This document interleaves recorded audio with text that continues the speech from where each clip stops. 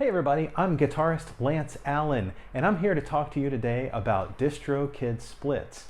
First of all, if you're not familiar with DistroKid, it's a music distribution company that gets your tracks or music out to Spotify, Apple Music, YouTube, Deezer, you name it. Wherever the customer gets their music, DistroKid is going to get it to those digital streaming services. Splits is for artists who do collaborations with other artists, and it's a great thing to do collaborations with other artists. I have collaborations with a violinist named Avery Bright. We have a duo called Allen and Bright.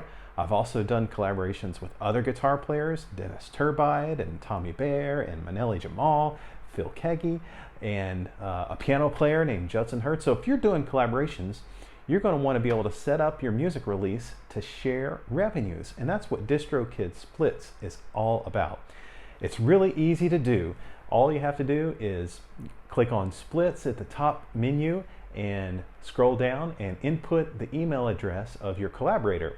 Now let's just say your collaborator doesn't have a DistroKid account. That's no worry. They'll get a link to sign up for DistroKid for a low price of $10, and then they can earn those splits throughout the year. You can add unlimited collaborators to any track. You can change the splits at any time. You can add, remove collaborators anytime. You can also go back in time and see any previous splits that you set. And for privacy, collaborators can only see what percentage they get, so they won't know if you're sharing something else with somebody else, which is okay. But I encourage you to be open-minded about your money and business ways, with your other musicians that you're working with. And if your collaborators don't already have a DistroKid account, which I already said this, they can get one for $10. And another cool thing about the splits feature is that you could set up recoupments. And if you're not familiar with recoupments, you can actually say you spent some money on advertising or a release marketing expenses. You can put that amount into the collaborator's number, and after you reach the amount of money, then they'll get their splits initiated.